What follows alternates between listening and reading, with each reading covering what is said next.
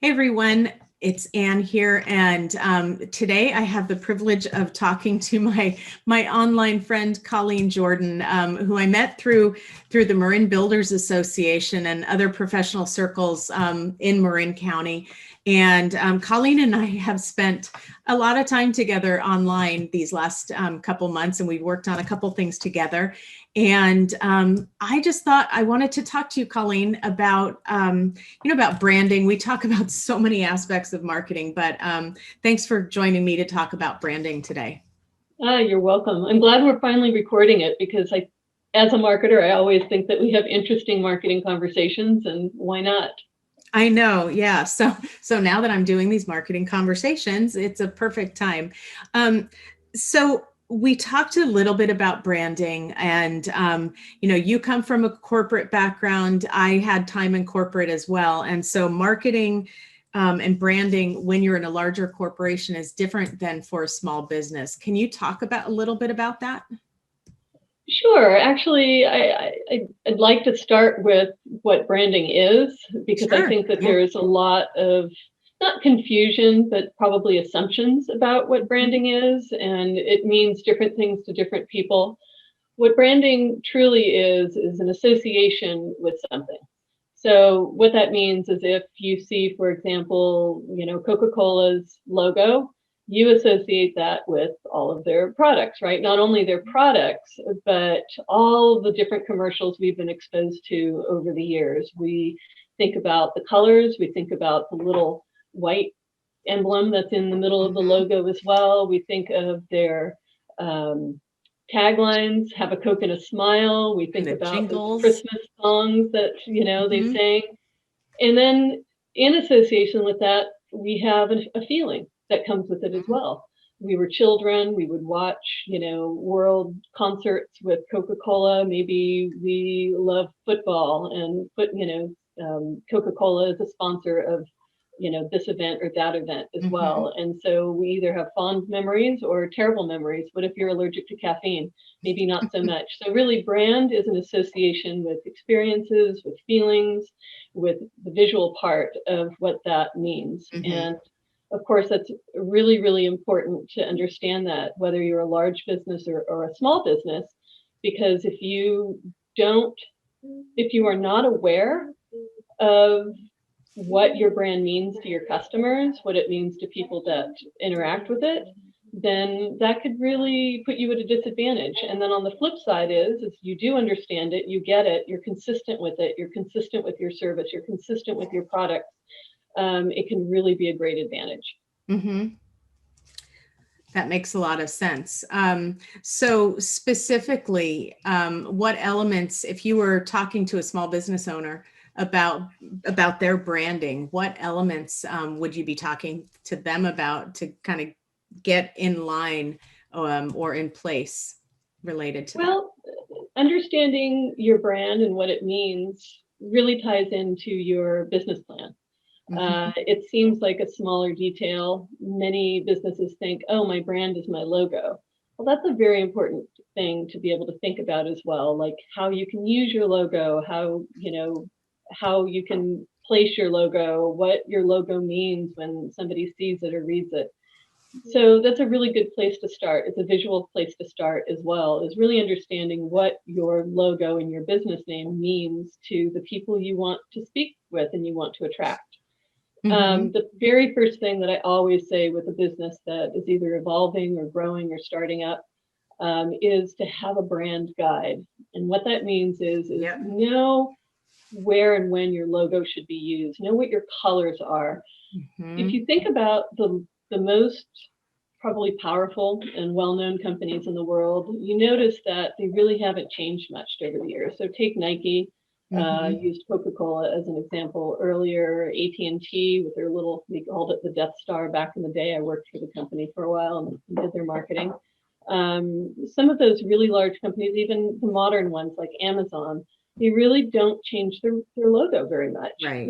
Their companies might change a little bit, but the association with whatever it means to be that company really doesn't change a lot. And there's a huge amount of power in that, because especially now, consumers forget. they forget 4 seconds later. And so if you are really investing in your brand, you are using that logo to your advantage. You're making sure that people are seeing it often and all over the place. So you're marketing yourself.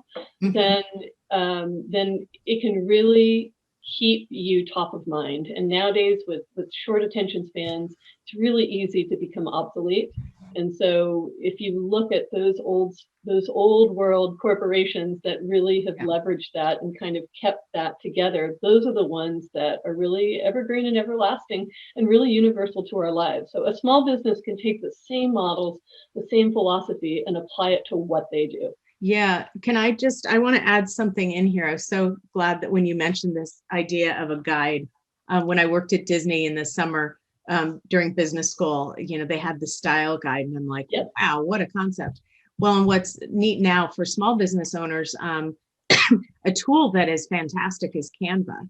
And it's something that I can't live without. And when you pay for Canva, they have like a brand, like a brand guide. You put in your colors, you put in your fonts. Oh, I didn't know that about Canva. That's wonderful.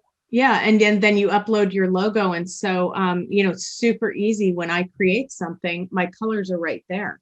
And that's a really wonderful tip. Yeah, that's great. And I want to talk about logos for a second, because, what I see a lot of businesses, they may not have any logo, or it might just be a difficult logo to read, or just something that is super old and never really has, it hasn't gotten to that point of association.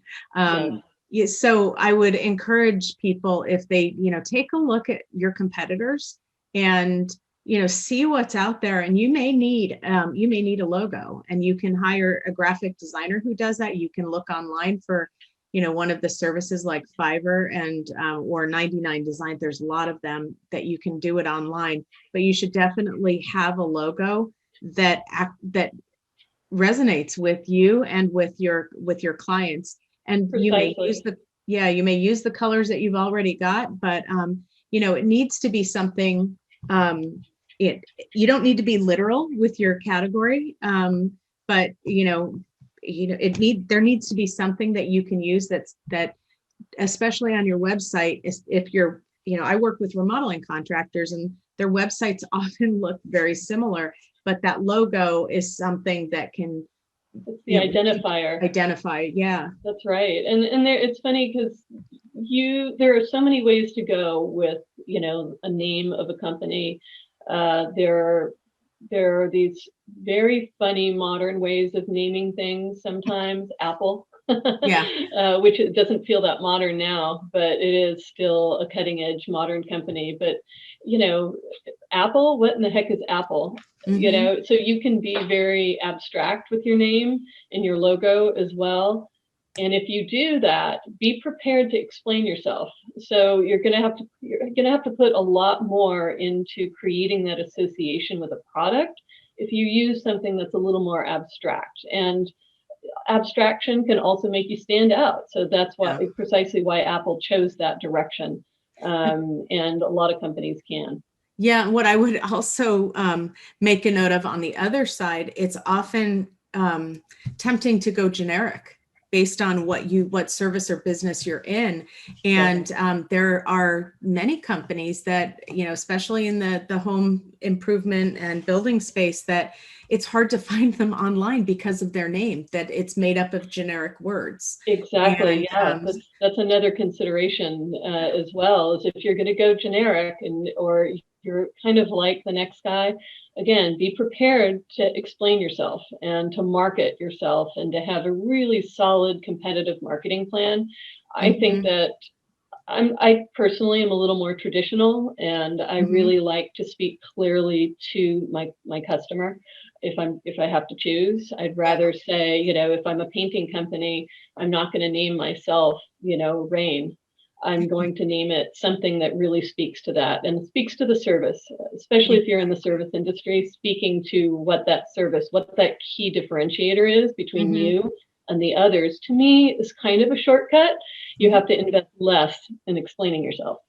True. And, it really depends upon your category. But let's get back to some of the aspects of branding. So we've got the visual, so for small businesses. Oh, and I do want to make one point on colors and I'm not a designer. But rely on, and most of our listeners, I'm sure, are not designers as well.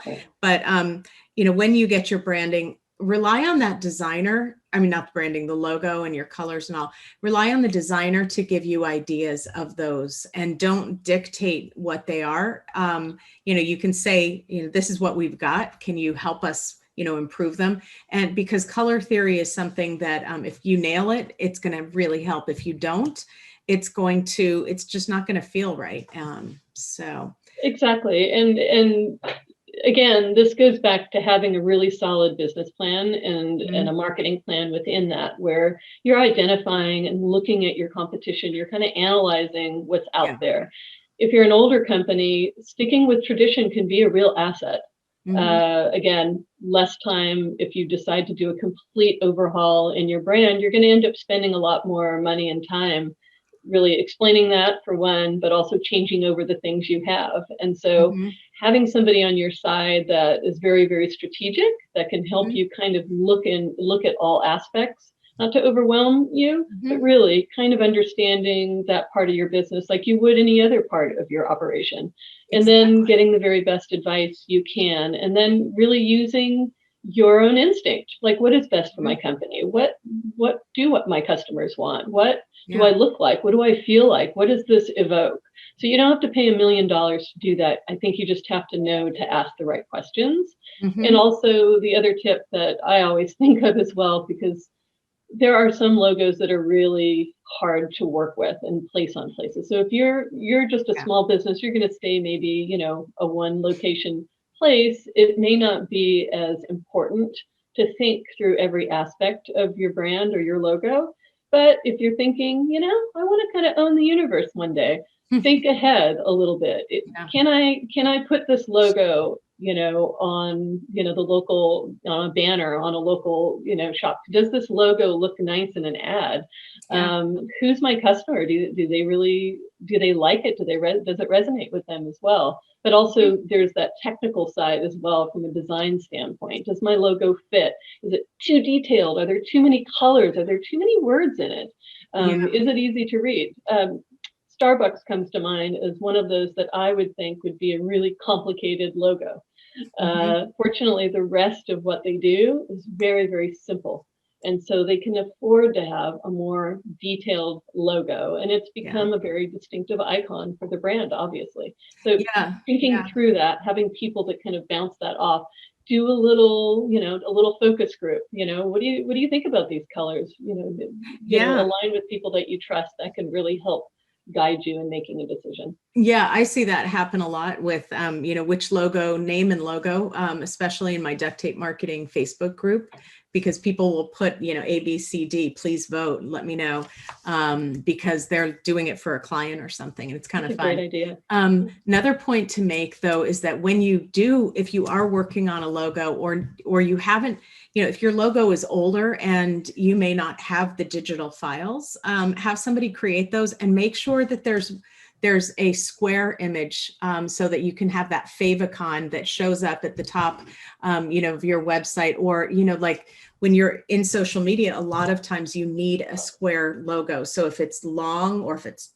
tall and skinny, that makes it more difficult. And that's where a designer can provide you with all the files. And I have a file folder on my computer, and there's different versions of it too. There's the InDesign version, and then there's the JPEG, and then there's the PNG file where the background can be transparent. And exactly. That's a pet peeve of mine, actually, is receiving a logo to put on something and not having a transparent background version of it, or not having, horizontal versus vertical, more compact. And a really basic style guide should have, variations of your logo, and a really good designer will understand the use of that logo. There are different, sizes of logo files as well. Some have to be very high resolution, which means that the density of the logo needs to be a high quality to use on something that's printed, like a magazine.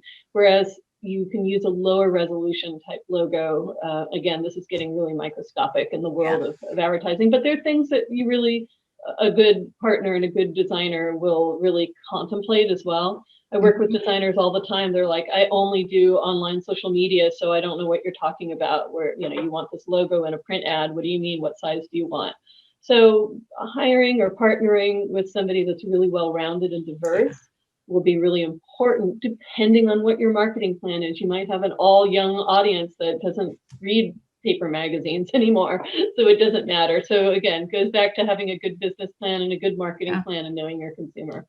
Yeah. And one last point on that is that, you know, in the old days, you know, we had, I don't know if you remember, we had like contact sheets of logos, and you would literally cut out the logo and paste it onto something. And really, I mean, at that point, the logo was, it was more, I don't know whether it was respected, but it was like, wow, that's the logo. I can't do anything If with you it. had a contact sheet, you were someone. Like you were making it. Yeah, exactly. And so, you know, these days with everything so digital, I think small business owners owe it to themselves to use a tool like Canva, where you can lay some decent stuff out, and it goes well beyond, you know, just working. Like you can create social media posts in Canva. You can put images and lay text over it. And I think that that would be a really good investment of your time, so that you've got a working knowledge of how to create some of these digital assets without having to pay a graphic designer to do it. Because chances are your budget doesn't include a monthly you know, expenditure for you know, for a graphic designer. And so knowing what your branding is, what your colors are, what your fonts are, all of that, and how to use it, you need to be able to follow that as well. And this is a business advantage.